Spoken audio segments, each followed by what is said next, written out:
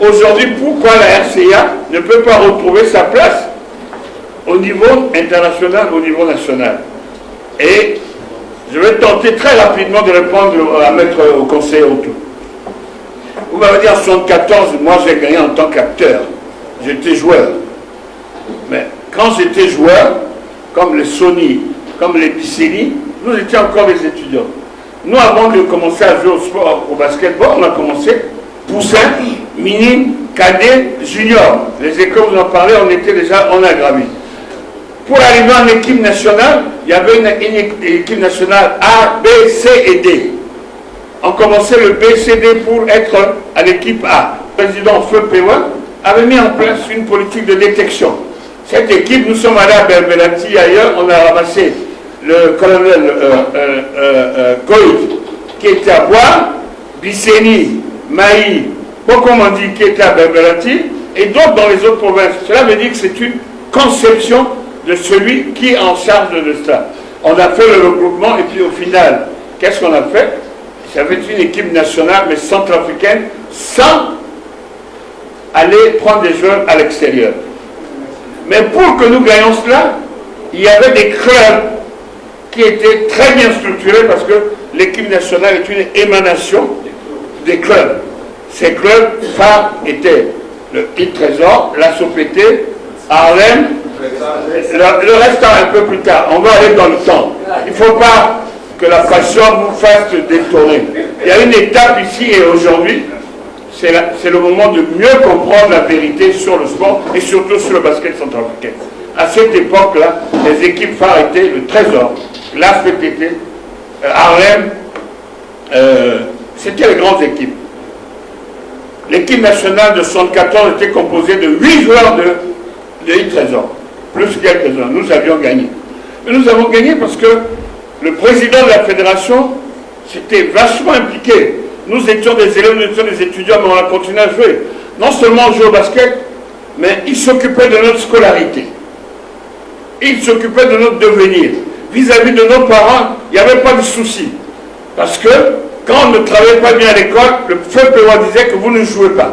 Donc il y avait un ensemble d'environnement qu'il a constitué avec l'appui du gouvernement, parce qu'il y avait une complicité du président à l'époque, l'empereur Bokassa, qui avait fait du sport un élément de rayonnement dans une phase de politique nationale. La conversion de tout cela et fatalement les talents. Il y avait des talents. On ne peut pas gagner sans les talents. Les talents étaient dispersés, chacun était des talents. Nous avons gagné en 1974. Ce mérite, c'est le gouvernement qui s'est engagé, c'est le président de la fédération qui a mis une bonne politique au niveau des fédérations, mais au niveau des ligues, au niveau des clubs, parce que c'est les clubs qui fournissaient à cette époque à son petit. Deuxième, on a gagné 1974. Nous avons gagné 14 ans après, en 87, où, modestement, j'étais ministre de la Jeunesse et des Sports, j'ai dû conduire. Mais je me suis rappelé de ce que Péouin nous faisait, et j'ai tenté aussi de comprendre à gauche et à droite. Qu'est-ce que j'ai fait?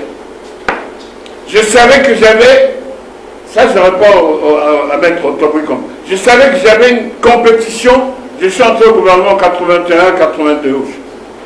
Je savais que j'avais des compétitions qui devaient m'amener au Cannes. Il fallait nous qualifier aux éliminatoires juniors avec ces jeunes. Il y avait une projection. Quand je suis entré au gouvernement, j'ai demandé qu'aucune sortie des équipes nationales. Pourquoi? Parce que c'était la déconfiture. Qu'est-ce qu'on a fait? Vous ne sortez pas, mais on fait un travail interne. Les autres pays viennent, on joue contre nous ici, et après on définit une priorité. On ne peut pas aller partout dans toutes les disciplines. Le pays doit définir une ou deux priorités de sport qui peuvent servir de leitmotiv, qui entraîne les autres, et on le fait au regard de notre situation. Qu'est-ce que nous avions fait? J'ai proposé au gouvernement, tous mes jeunes gens, les Goporo, les Glabodrama, les Kongawa et tout ça qui étaient encore au lycée, étaient mes juniors, on a tout fait pour qu'ils aient leur bac. Pas bon, ils ont eu le bac. Parce qu'il y avait... Non, il fallait que vous le compreniez. Deuxièmement, nous avions dit que dans 2 ans, 3 ans, nous devons aller. Qu'est-ce que j'ai fait? Avec le ministre de l'Éducation à l'époque, qui était le général Gambi, il y a aussi une bonne symbiose. Nous avons dit, en fonction des capacités, des vérités des jeux, nous avons orienté 3, 4, 5 aux États-Unis. Goporo, Labo-Drama, l'autre Goporo, Kongawan. Ils sont allés sport-études avec option basket. Nous avons envoyé Gombe au Canada. Nous avons envoyé d'autres en France. Et nous avons rassuré les parents. Donc, les parents étaient confiants. Parce qu'un père veut que son fils réussisse. Dans la mentalité centrafricaine, vous faites du sport, vous allez négliger le sport. Donc, c'est tout un travail d'environnement, mais tout ceci avec la complicité et du gouvernement et du président. Nous avions, au niveau du sport scolaire, le centre de mission est là. Je le dis parce que c'est un pays où il n'y a pas la reconnaissance, comme on dit. Nous avons dit que pour que le sport centrafricain se développe, la substance se trouve au niveau scolaire. C'est là que nous sommes tous devenus des champions. Il est populaire, nous allons intéresser les maîtres dans la formation et autres. Qu'est-ce que nous avons fait? Nous avons négocié au niveau du Conseil des ministres, nous avions passé le coefficient d'éducation physique à 2. Ça, c'est autant moi j'étais ministre, et ça reste, monsieur, vous pouvez confirmer. Cela veut dire quoi? C'était l'émulation pour que le sport rentre dans nos capacités, de manière à ce que ça soit une stimulation. Mais ça, ce sont des politiques réelles qu'il faut développer, qu'il faut promouvoir, en direction des régions, en direction de la communauté de Bangui. Nous avons mis en place des inspecteurs et directeurs qui amèneront un projet directeur pour assainir, pour rechercher des leaders. Tout le monde ne peut pas être professeur, mais si quelqu'un aime le sport, c'est un leader dans le quartier. On l'aide, on l'a formé pour les maisons de jeux. Donc je crois que c'est toute une conception.